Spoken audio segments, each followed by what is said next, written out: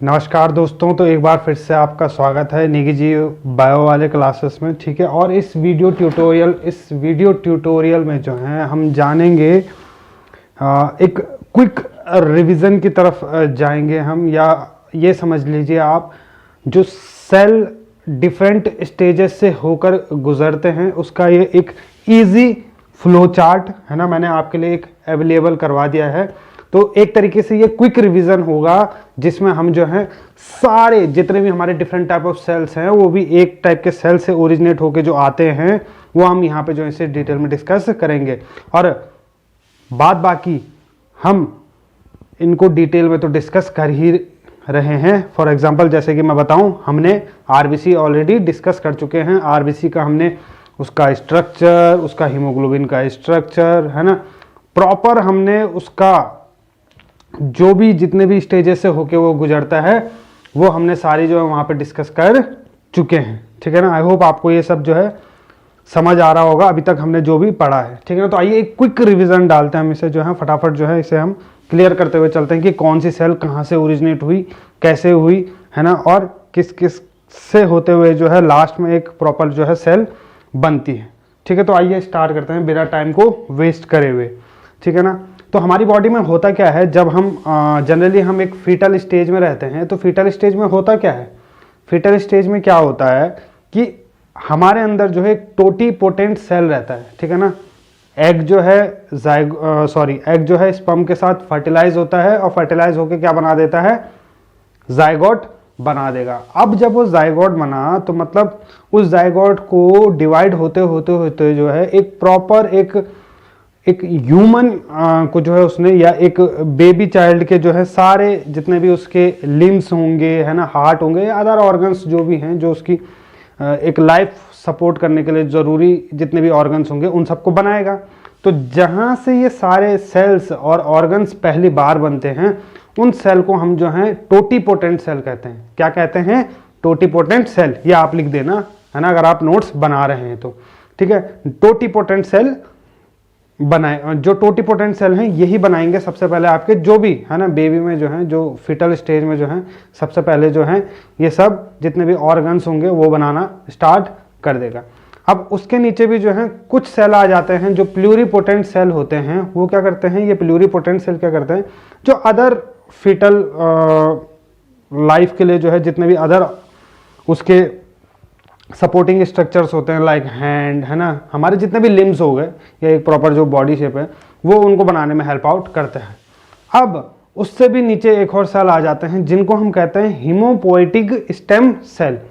अब ये जो हीमोपोएटिक स्टेम सेल्स हैं ये बॉडी में क्या करते हैं, जाते हैं और जाकर जो है वहां पर जितने भी डिफरेंट टाइप ऑफ सेल्स जिनकी की नीड है और आगे जाके जो हमारी बॉडी में जो है डिफरेंट टाइप ऑफ फंक्शंस को जो है वो अपने ऊपर एक तरीके से ले लेते हैं, उस फंक्शन को डेजिग्नेट कर लेते हैं और अपने उस फंक्शन को जो है फॉलो अप करते हैं। ठीक है ना, तो ये एक पूरी हेयरकल सिस्टम है या एक हेयरची सिस्टम है जिसमें मतलब पहले टोटीपोटेंट सेल है, टोटीपोटेंट सेल के बाद कौन है, प्लूरीपोटेंट सेल है, और प्लूरीपोटेंट सेल के बाद कौन है हमारा हीमोपोएटिक स्टेम सेल। और उस हीमोपोएटिक स्टेम सेल को जो है मैं ऑलरेडी डिटेल में डिस्कस कर चुका हूँ, वो आप वहाँ पे ब्लड वाले पोर्शन में जाके जो वहाँ पे उसे देख सकते हैं। तो आइए आप देखते हैं इस फ्लो चार्ट में जो मेन जिस पे हमने फोकस करना है। और इससे पहले वाला जो मैंने बताया वो भी इंपॉर्टेंट है ना, टोटीपोटेंट, प्लूरीपोटेंट और हीमोपोएटिक स्टेम सेल।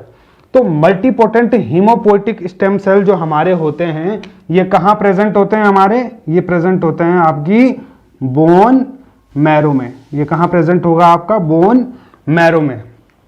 ठीक है ना, तो बोन मैरो में इसकी लोकेशन है मल्टीपोटेंट हीमोपोएटिक स्टेम सेल की। क्या होता है कि ये जो मल्टीपोटेंट हीमोपोएटिक स्टेम सेल है ये इसके अंदर जो है डिवीजन होगा। डिवीजन कब होगा, जब उसको कोई सिग्नल मिलेगा।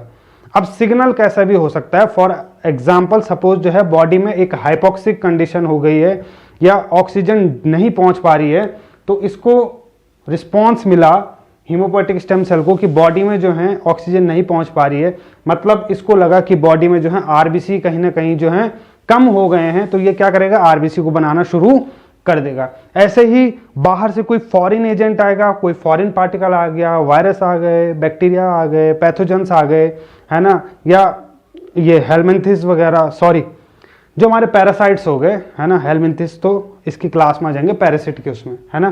तो अगर सपोज कोई पैरासाइट आ गया तो वो क्या कर रहा है, ये इस हीमोपोएटिक स्टेम सेल के पास जा रहा है और हीमोपोएटिक स्टेम सेल को बोल रहा है कि भैया आप और सेल को प्रोड्यूस करो, पर सेल एकदम से तो प्रोड्यूस नहीं होंगी है ना। होता क्या है कि ये जो सेल्स हैं, इन सेल को बनने में जो है किसी को स्टेप वाइज अगर हम देखें, किसी को 7 दिन लग जाते हैं, किसी को हफ्ता भर लग जाता है, और जैसे ही ब्लड लाइन में आते हैं तो इनमें से कुछ सेल तो जो है 1-2 दिन रुक जाते हैं, कुछ की जो लाइफ स्पैन होती है कुछ हफ्ता भर होती है, यानी इट्स अबाउट वीक है ना, and for some it's month है ना, जिसको कि हम एग्जाम्पल में आरबीसी हम ऑलरेडी देख चुके हैं, ठीक है ना। तो ये मल्टीपोटेंट हीमोपोएटिक स्टेम सेल जो हैं, इनमें क्या होता है, जैसे ही इसे एक सिग्नल मिलेगा ये अपने आप को क्या करेगा, डिवाइड करने लगेगा through the process of sorry writing बड़ी गंदी हो जाती है ना, through the process of mitosis, ठीक है ना। तो माइटोसिस क्या करता है, माइटोसिस क्या करता है, एक सेल को डिवाइड करता है 2 डॉटर सेल में, और यही 2 डॉटर सेल आगे जाके जो क्या करती हैं, अपना अपना एक स्पेसिफिक फंक्शन लेने को तैयार बैठी हुई हैं, ठीक है ना। तो मल्टीपोटेंट, ठीक है, इतना क्लियर है, मल्टीपोटेंट हीमोपोएटिक स्टेम सेल ने डिवाइड किया थ्रू माइटोसिस, 2 हमारी सेल बनी, एक ये और एक ये। अब इसमें से भी है ना, इसमें से भी जो है एक सेल हमारी क्या करेगी, वापिस से जो है एक स्टेम सेल बन जाएगी। क्यों? इसलिए क्योंकि भविष्य में दोबारा भी तो कभी ना कभी रिस्पॉन्स आएगा, उस रिस्पॉन्स के लिए कोई वहां पे सेल भी तो होनी चाहिए, और ये सेल जो है, एक सेल जो है वापस से स्टेम सेल बन जाती है ताकि से दोबारा वही प्रोसेस को फॉलो अप कर सके, ठीक है। इतना क्लियर है, एक सेल है ना, 2 सेल बनी, एक सेल हमारी स्टेम सेल बन जाएगी। अब दूसरी सेल की बात करते हैं, ठीक है ना। अब जो ये वाली सेल हमारी है, ये सेल है ना 2 पाथवे में जाएगी। किस में जाएगी? 2 पाथवे में जाएगी। इन दोनों पाथवे में से भी जो है किस पाथवे में जाना है ये डिपेंड करता है कि किस तरीके का हमारा सिग्नल आया है, किस तरीके का हमारा सिग्नल आया है ना। तो अगर तो इसे सिग्नल मिलता है कि यार बाहर से कोई जो है हमें मारने के लिए आ रहा है, या बॉडी को थ्रेटेंड वाली एक कंडीशन लगती है, या कहीं पे अगर इम्यून वाला रोल करना है, तो ये इधर वाला पोर्शन एक्टिवेट हो जाएगा। तो ये देखते हैं, ठीक है ना। तो ये वाली सेल जो है जिस टाइप का सिग्नल मिला उसके अकॉर्डिंग जो है ये 2 टाइप में अगेन डिवाइड हो गया है। एक होता है हमारा माइलॉइड स्टेम सेल और दूसरा होता है हमारा लिम्फॉइड स्टेम सेल। अब ये जो लिम्फॉइड स्टेम सेल है, ठीक है ना, लिम्फॉइड स्टेम सेल क्या करते हैं, ये बनते कहाँ हैं? बोन मैरो में। लेकिन बनने के तुरंत बाद है ना, बनने के तुरंत बाद जो है ये सीधा सीधा चले जाते हैं लिम्फेटिक सिस्टम के पास, है ना। लिम्फेटिक सिस्टम, लिम्फेटिक नोड्स जहां जहां प्रेजेंट होंगी ये वहां चले जाएंगे, है ना। तो यार अगर ये पूरी वीडियो है ना, अगर आपको समझ आ रहा है तो पूरी वीडियो कंटिन्यू करके देखो, है ना। मैं वादा करता हूं आपको ये पूरा समझ आ जाएगा, है ना। और एक इजी है, ये एग्जाम पॉइंट ऑफ व्यू से इंपॉर्टेंट है और बार बार कभी ना कभी जो है ये पूछा ही जाता है, ठीक है ना। ठीक है, तो ये क्या हुआ, जो लिम्फॉइड स्टेम सेल जब बोन मैरो में बना था, ये कहाँ जा रहा है? सीधा जाएगा लिम्फेटिक सिस्टम में या लिम्फेटिक नोड्स के पास। वहां जाके जो लिम्फोब्लास्ट सेल होते हैं ये अगेन डिफरेंशिएट हो जाएंगे आपके किसमें? नेचुरल किलर सेल में और स्मॉल लिम्फोसाइट में। अब होता क्या है, ये डिफरेंशिएट हुए इन सेल में, इसका मतलब क्या हुआ कि कोई ऐसा सिग्नल मिला था कि बाहर से हमारी बॉडी में कोई वायरस, पैथोजन या बैक्टीरिया एंटर हो चुका है। और आपको पता है कि नेचुरल किलर सेल और लिम्फोसाइट ये किससे एसोसिएटेड सेल्स हैं? हमारी बॉडी की इम्यूनिटी से रिलेटेड। तो मतलब जब कभी इम्यूनिटी की बात आएगी तो कौन सा टाइप का सेल एक्टिवेट होगा, कौन सा पाथवे एक्टिवेट होगा? लिम्फॉइड स्टेम सेल्स वाला पाथवे एक्टिवेट होगा। जब ये पाथवे एक्टिवेट हो जाएगा तो नेचुरल किलर सेल बनाएगा और ये स्मॉल लिम्फोसाइट बनाएगा। और ये जो स्मॉल लिम्फोसाइट है again it get differentiated into 2 which is T lymphocyte and B lymphocyte. अब देखो अभी बने हैं, सिर्फ मैच्योर नहीं हुए, ठीक है ना। यहां तक तो बने हुए थे ये सिर्फ। अब देखो यहाँ का इनका नाम ये टी लिम्फोसाइट और बी लिम्फोसाइट क्यों है? ये टी लिम्फोसाइट का नाम इसलिए टी लिम्फोसाइट है क्योंकि ये मैच्योर होता है थाइमस में, और ये बी लिम्फोसाइट जो है मैच्योर होता है आपका कहाँ, बोन मैरो में। ठीक है ना, तो इतना क्लियर है ना, ये वाला पाथवे इजी है, ठीक है ना, और छोटा पाथवे भी है ना, और छोटा इसलिए भी रखा गया है क्योंकि जितनी इजीएस्ट पाथवे रखना जरूरी है ना, क्योंकि बाहर से अगर bacteria, viruses and this parasite है ना अगर एंटर कर जाते हैं बॉडी में, तो उनको टैकल करने के लिए जो है जल्दी से ये काम हो सके, इसलिए फटाफट जाते हैं, फटाफट बनते हैं। अगेन इनकी शेल्फ लाइफ जो है कम होती है as compared to other cells. तो ये वाला पाथवे जो है आई होप क्लियर है, ठीक है ना। ये याद रखना, टी लिम्फोसाइट थाइमस में बनता है, बी लिम्फोसाइट बोन मैरो में बनता है, ठीक है ना। नेचुरल किलर सेल को तो अभी जब हम डिटेल में पढ़ेंगे आगे, वो तो हमने करना ही है, तब वहां पे बताऊंगा इसका काम है क्या। तो वाला पाथवे हमारा क्लियर हो गया, ठीक है ना। मैंने इसलिए अलग अलग मार्कर पेन से लिखा भी है ताकि आपको इजी समझ आ जाए कि दो पाथवे कौन से हैं, माइलॉइड स्टेम सेल और lymphoid stem cell. Lymphoid stem cell के बाद आते हैं हम अपना माइलॉइड स्टेम सेल पे, ठीक है ना। अच्छा, तो अब माइलॉइड स्टेम सेल का काम क्या है, ठीक है। और मैं फिर से बता दूं, ये जो माइलॉइड स्टेम सेल और लिम्फोइड स्टेम सेल है, ये इसी एक सेल का काम है। ये फिर माइटोसिस जाता है और जैसे ही जो जौन सा पाथवे उसे मिलेगा वो उस पाथवे की तरफ चला जाएगा।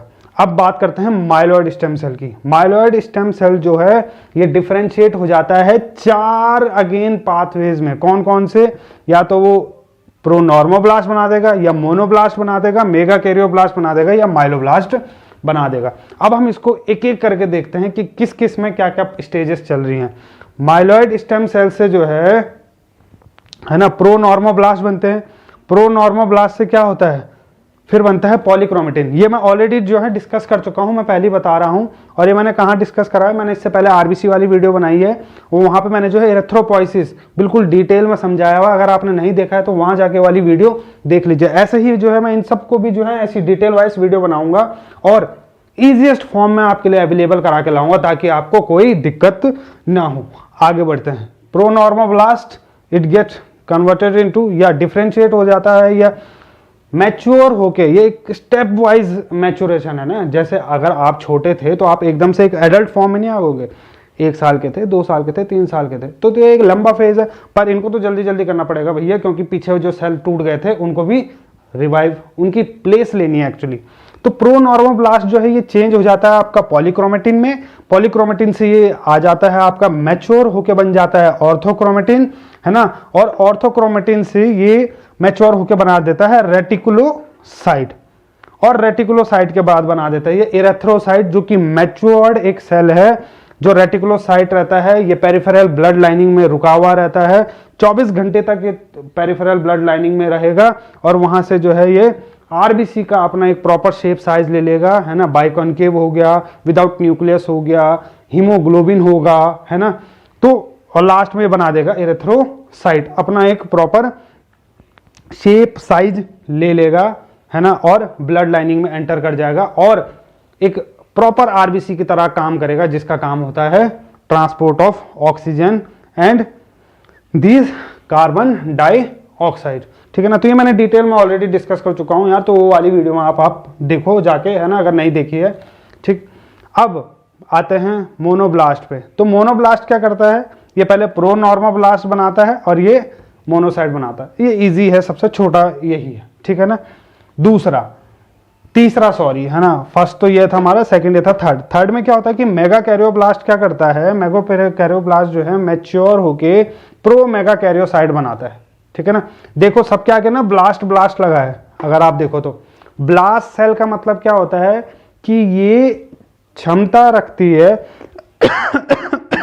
सॉरी, मतलब जो ब्लास्ट सेल हैं, ब्लास्ट सेल क्या रखती हैं, देखो ये देखो सब में ब्लास्ट लिखा हुआ है, ब्लास्ट सेल का मतलब क्या होता है कि ये क्षमता रखती हैं आगे जाके डिवाइड होने की, है ना। तो मतलब ये ब्लास्ट सेल जो है आगे जाके जो है मतलब डिफरेंशिएट हुई और तब जाके जो है नेक्स्ट स्टेज की तरफ बढ़ रही है ना। तो यहाँ पे मेगा कैरियोब्लास्ट जो है डिफरेंशिएट हुआ, इसने बनाया pro mega karyocyte, pro mega karyocyte ने बनाया आपका मेगा कैरियोसाइट, और मेगा कैरियोसाइट जो है अगेन मैच्योर होके उसने क्या बनाया, प्लेटलेट्स। एंड अगेन प्लेटलेट्स बहुत इंपॉर्टेंट रोल होता है हमारी बॉडी में, है ना। कहाँ होती है, क्लॉटिंग के दौरान, ब्लड क्लॉटिंग के दौरान, ठीक है ना।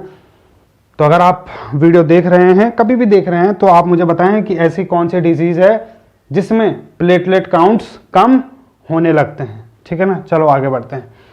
माइलोब्लास्ट, ठीक है ना। माइलोब्लास्ट क्या करता है, ये थोड़ा लंबा वाला स्टेज है ये, ठीक है ना। माइलोब्लास्ट जो है पहले प्रोमाइलोसाइट बनाएगा, प्रोमाइलोसाइट के बाद जो है ये माइलोसाइट बनाएगा, और माइलोसाइट जो है फिर डिफरेंशिएट हो जाता है 3 पार्ट में। पहला है बेसोफिलिक माइलोसाइट, और ये बेसोफिलिक माइलोसाइट बना देगा आपका बेसोफिल, ठीक है ना। फिर आता है ये न्यूट्रोफिलिक माइलोसाइट। न्यूट्रोफिलिक माइलोसाइट जो है डिफरेंशिएट होता है न्यूट्रोफिलिक मेटामाइलोसाइट में, और न्यूट्रोफिलिक मेटामाइलोसाइट जो है डिफरेंशिएट होता है फिर से न्यूट्रोफिलिक बैंड में। ये इंपॉर्टेंट है ये वाला हिस्सा, ठीक है ना। न्यूट्रोफिलिक बैंड बनाता है, और न्यूट्रोफिलिक बैंड अगेन बना देते हैं आपके न्यूट्रोफिल्स, ठीक है ना। अगेन फिर इओसिनोफिलिक माइलोसाइट, ये थोड़ा सिमिलर है ना, आप याद रख सकते हैं इसे। इओसिनोफिलिक माइलोसाइट से बना आपका eosinophilic metamyelocyte, and then eosinophilic band, and then last में बना दिया इसने इओसिनोफिल, ठीक है ना गाइस। तो ये है हमारा पूरा चार्ट की हीमोपोएटिक सेल जो है कैसे डिफरेंट टाइप ऑफ सेल्स जो ब्लड लाइन में प्रेजेंट हैं वो कैसे कैसे बनती है। तो मैं इरेथ्रोपोइसिस यानी कि आरबीसी कैसे बनता है वो मैं डिटेल में बात कर चुका हूं।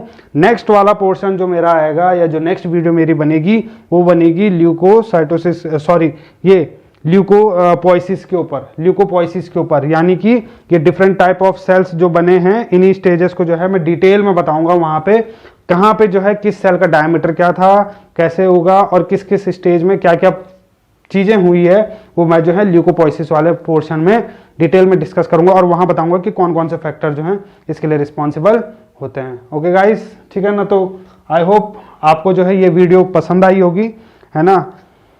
और आप एक स्क्रीनशॉट ले सकते हैं चाहें तो, ठीक है ना। Okay guys, again thanks, and please videos को जो है ज़्यादा से ज़्यादा शेयर करें। मैं आपके लिए इतनी मेहनत कर रहा हूं, तो प्लीज़ आप भी मेरे जो है छोटा सा काम कर दीजिए कि आप सब्सक्राइब करें, है ना। दूसरों को भी बताएं कि हाँ यार जो है अगर आपको समझ में आता है लिटरली, है ना, वरना है नहीं, ठीक है ना। तो आप जाएं और वहाँ पे जो है उनको बताएं, और अपने दोस्तों के साथ भी जो है इसे शेयर करें, because sharing is again caring, ठीक है गाइज। तो प्लीज़ लाइक शेयर सब्सक्राइब करना ना भूलें। Thank you and take care.